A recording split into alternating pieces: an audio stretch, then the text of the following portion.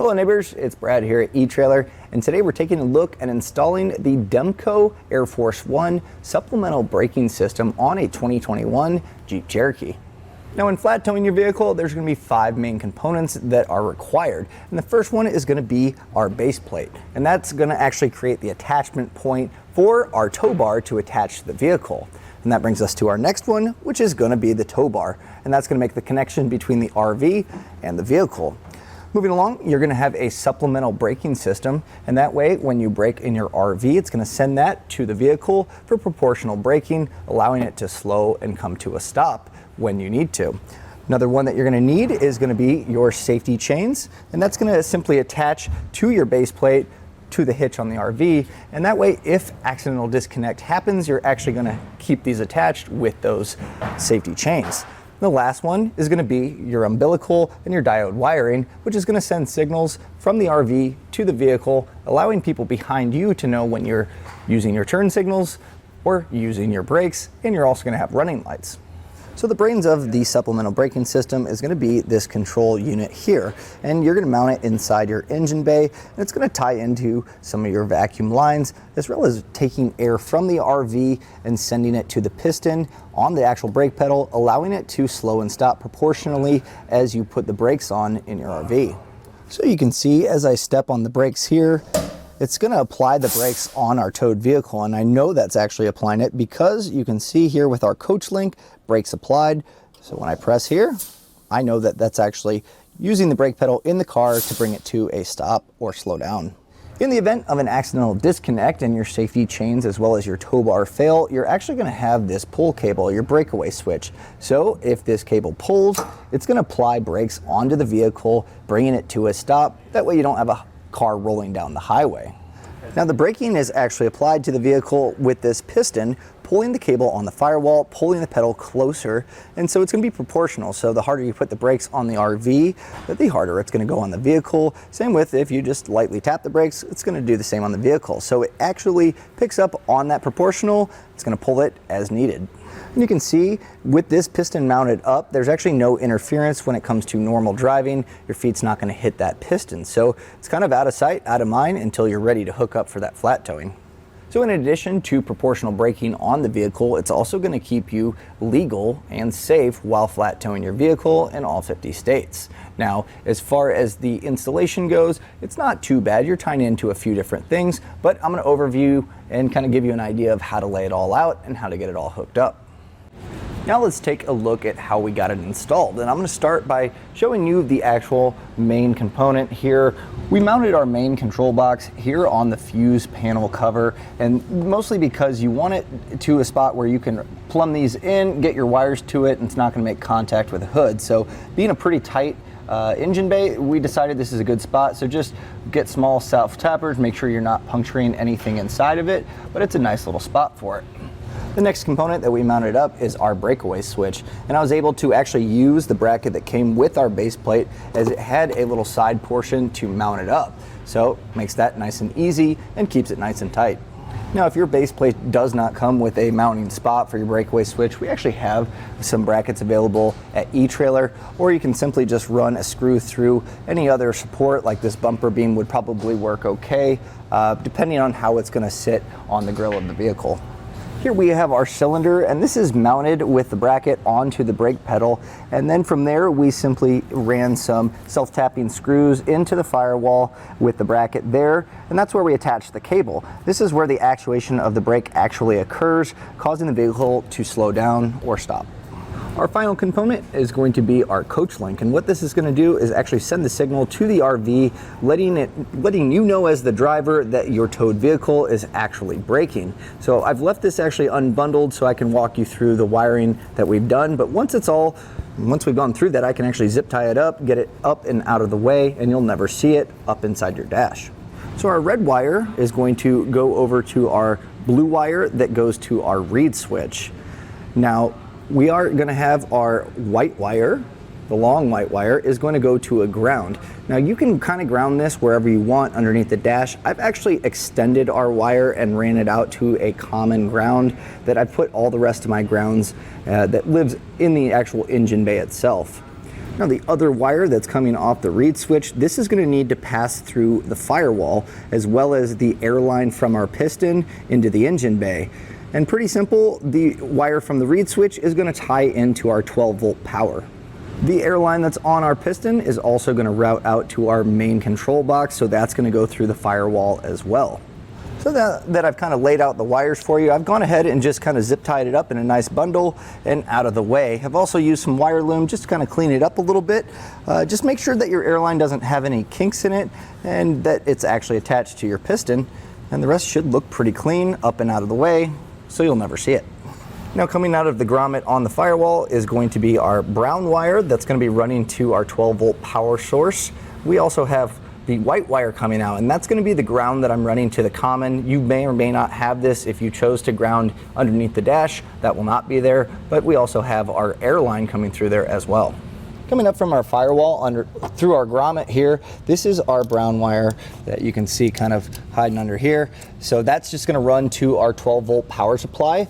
So I've just gone ahead and attached the orange wire to our brown wire that we've ran and done that right before our fuse holder, and that way it's all fuse protected. So just using a heat shrink butt connector, I've gone ahead and fused those together and then attached it to our fuse holder, which then goes to our power. So that orange wire just simply runs to the front and goes to our breakaway switch. So when you have your fascia off while doing your base plate, it's a good time to leave that off until you're able to get everything mounted up and run the wires. It's going to make it a lot easier trying to fish these through. So that way we can get this installed, and you'll also see we have that orange wire going to our 12 volt. There's a black wire right there, which I've routed up. And that black wire I've just simply run under here to kind of keep it clean. And you can pick either wire. There's going to be two black wires coming off our main box, and I've gone ahead and just attached those. And then our other black wire, I've simply just ran it here to a factory ground, which that you can also see that white wire. That's the one that we ran through our firewall. That way I'm using a common ground here. Now the only thing left to do is really our air lines here. And so we have our air out, our air in, and our vacuum. And so pretty easy. Air in is actually going to be the supplied one from the RV. So this actually goes to the front of the vehicle where we have that quick connect there. I've mounted that quick connect on our bracket here. Now you may be able to mount it a different spot. We do have brackets kind of available that you'll be able to put wherever you want it, but kind of keeping it all in the same spot, I've chosen to use our existing bracket. Our air out is going to be the line that runs through the grommet to our piston. And then finally we have our vacuum line, and we've gone ahead and there's some one-way check valves that we've put in place and a T as well. And so we've tied into this factory brake booster line that's going into the crankcase. That way it has air to pull suction from. Now that pretty much does it for the braking system on the vehicle portion. Now you're still going to have to hook up your tank and tie into those air lines on the RV. And this is going to be the way that it actually connects using the air pressure from the brakes on the RV. It's going to quick connect into here and send that air to our control unit, allowing those brakes to slow and stop. Here we can see our other quick connect where our Curly Q airline is going to run, and this is just going to plug in, and this line is going to go back to where we tie in to where our tank is for our supplied air and our metered air. Now every RV is going to be a little bit different as far as tying into the air, but on our Tiffin Phaeton, which is a Freightliner chassis, I'll show you how it's done. So just in front of our rear axle, I've actually mounted our tank using two existing bolts here. So that made it nice and easy. It lined up. There was no drilling involved. So I got this mounted up, and from there I just made my connections. Now the line that I've actually run all the way back, you can see is going to be on this end here. So this is going to be our metered air. This next one here is actually going to run up into a T that we tied into. And here you can see our metered air. This is the factory line, this long T portion, and then the leg off of it is what we tied into. So simply cutting these lines, and I recommend cleaning up those lines with some brake cleaner just to make sure they're nice and clean for a nice good connection here so you don't have any slow leaks. Now this other end here is going to be our supplied air, and that's just going to run up to the large green hose. And it's going to be, there's two green hoses, but the one that's a larger diameter is what we tied into. And same thing, make sure you clean those lines when you cut into it. That way you have a nice clean connection. I also highly recommend getting a tubing cutter. It's going to make it a lot easier going through there, getting a good clean cut. That way your push connect fittings will actually hold up and not leak air. Now, if you're having trouble figuring out which one's your metered or supplied air, you can actually unhook the smaller hose and you'll be able to have someone in the cab push the brakes, and if you feel air coming out of it, that's going to be your metered air. And that's pretty much going to do it for our braking system on the vehicle as well as the RV. All that's left to do is get our fascia back on, hook up to our RV, and actually test it. Hey guys, so we're here with Pat Hayden, and he got his motorhome here for us, and of course the Jeep Cherokee, and we're getting with a tow bar set up, and we're gonna have Joe kind of walk him through how we can make this happen, and maybe hear a little bit from Pat later on of kind of why he went with this setup or any other kind of things like that. Nothing too crazy. So Joe, why don't you take the floor, and Pat, if you have any questions, just throw them at Joe and he'll handle you. So okay, thanks. Okay, so this is pretty much just like pulling a trailer, except instead of having the coupler up here and then your connection point, you're gonna have them here and here. And you got the add-on locks here instead of the pin and clips that's normally here. So you use the little barrel keys, and it fit in here. Right now we have it all stretched out, so a lot of times, you stretch out and this actually won't move. So that's when you use these right here to break it apart. So I don't know if you actually, this is a used tow bar, so I don't know if this is new to you or you ever? It is new, I've never used it before. So. Yeah, I don't know if I'm covering, recovering ground. But yeah, so when you park it, and it doesn't move like that, you'll break this, and that should break it loose that way. Okay. So then you can get your locks out here. So when I attach it, do I normally pull it all the way out and then attach it and then take up the slack? Yeah, we'll take this one apart and I'll show you a couple things. So if you want to, let's get this cable out of the way. And then, that's just the safety cable, right, Joe? yeah. So, you turn it and it comes apart. There you go. And then, like I said, yeah, so if it's not like that, you would have to break this loose here, and then you can let it come down like that. Okay. And that's how it comes apart generally. And then the cables are pretty self-explanatory, but we'll go those two. Let me see the keys, and I'll do the other side too.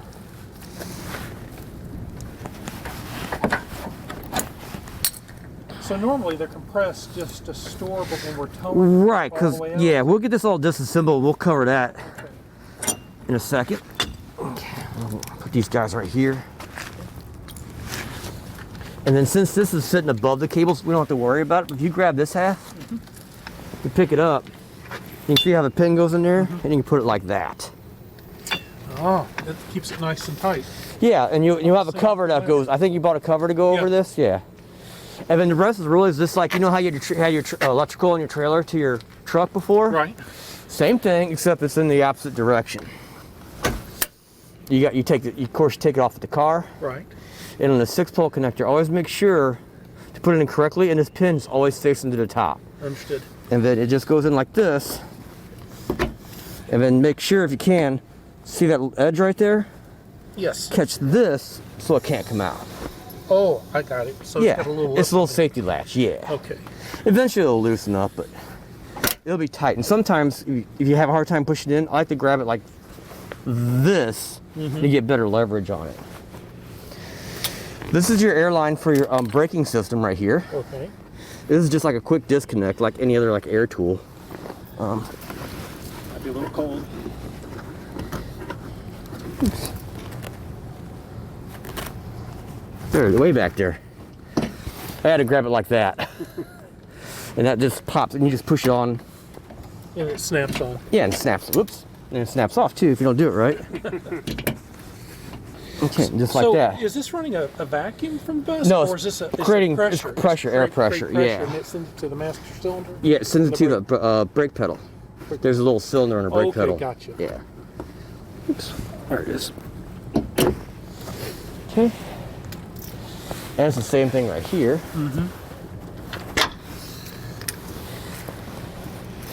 And this thing is, and this is your safety, the orange cord here is your safety cable, breakaway switch cable. Always disconnect like this. Right. Don't pull this out. Okay. Because what happens when you do this, it'll apply the brakes, and it'll apply the brakes as long as there's air pressure in there. So right now, this car is undrivable without that in there? Yeah, because the brakes could be dragging with emergency pressure. It must so always always be leave it inside. Yeah. You hear that little pop, right? Yeah, so like, yeah, I disconnected the contacts. Yep. Gotcha. So yeah, so always do it like that. And if you do pull it out, I mean, you have arrow bleed out eventually, but the problem is that you get this dirt inside here, and then it can't work as advertised. So. Gotcha. Yep. So really, that's about it. And of course, on your cables here, like on your trailer, when you have the chains, you crisscross them. Gotcha. And you saw earlier, have a hook on here. And So how do these come? You yeah, just pull these take pins these up? out, you pull it and rotate it. Oh, that's really clean. So make sure you have it tab horizontal. Then you push it back in, and that's it. Got it. And then so now, like when you just pull up to here, you don't have to be perfect, but it helps be as as good as possible. And then once you have it as close as possible, you don't have to worry about it being perfect because the arms are you can make them uneven. Right. And then you don't have to worry about because when you take off, it'll pull just when you pull straight, it'll lock both sides in. It'll lock in, yeah. Okay. And also, when you drive off, as soon as you can, do like a little turn like this. To stretch each side. Yeah, just stretch each side out so they lock in. Okay. Yeah, it does. It's not much. It's very little, but it's like with your steering wheel, and that's Right, probably about right. enough. So I'll go ahead and have you grab one side. And we'll go ahead and put it back together. Okay. Let's see here. There we go.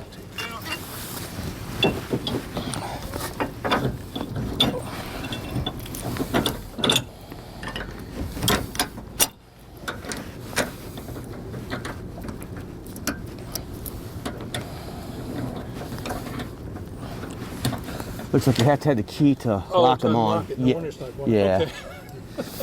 There's so many different kinds, it's hard to remember. Doesn't help that it's pretty chilly out, too. Yeah. Yeah, it's like pretty darn cold. It's going to be nicer in the spring and summer when we're actually using these, right? Yeah. Okay, let's see if we can get these on. Now inside your car, you should have two little covers that plug these up too. Okay. And it's right there, right above there.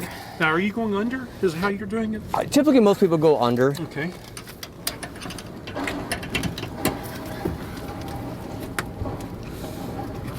Yep. Okay, that's all. Give it a good tug and it'll come off and you're good. And And then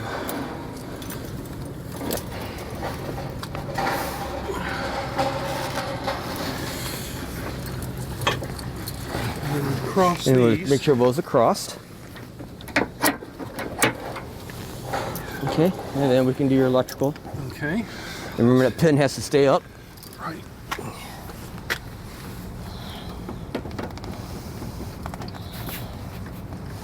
All right. Yep. Well, that's fairly simple. Yeah, it's not too bad. I think this is the easy part. The hard part sometimes is to is putting your Jeep, because it's a little complex to put the Jeep in tow mode. Right. But that's about it. And like I said, these won't be doing locking or anything like that until they're stretched out completely. Right, and then they'll be up. But on the mechanical side of things, you don't have to worry about that. And what's nice about your braking system, you just plug it in and it's activated. There's nothing you turn on the inside of a car. And when these air chucks are pulled out, it automatically shuts off. Right, it's just like regular air hose. Like when you take the tool off. Yeah, basically this is a big giant tool now. Gotcha. Okay. That seems pretty simple. Yeah, and I'll go ahead and show you the pedal. If you want to look over my shoulder here, this is the cylinder right here. It gets air pressure. Right. And it also creates vacuum, so it can push the pedal down. And this will operate like that. Not much maintenance on it, but just make sure that it's nice and tight on the pedal. Right. And then if you can see how I'm wiggling the cable. Yes. Yeah, it should be like maybe a ½ inch of play or so. Okay. So you want to do that. Sometimes the cable, for some reason, sometimes you'll have to adjust it eventually. Okay. But it's not a big deal. A lot of times people don't even have to mess with it, but give it an inspection once in a great while. Okay. And you just want to go ahead and put it in tow mode now? Yes, I got to remember how to do that. Yeah, always get your owner's manual, because some model years vary, so we always just go by that. All right, well, Pat's got his Jeep ready in tow mode here, and he's all ready to go. Pat, any last questions you have for No, us? it looks like you all did a real wonderful job. It was definitely worth the 5.5 hours drive.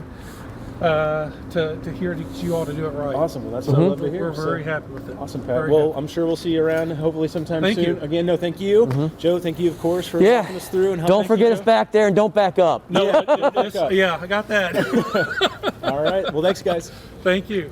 And that was a look and installation of the Demco Air Force One supplemental braking system on a 2021 Jeep Cherokee.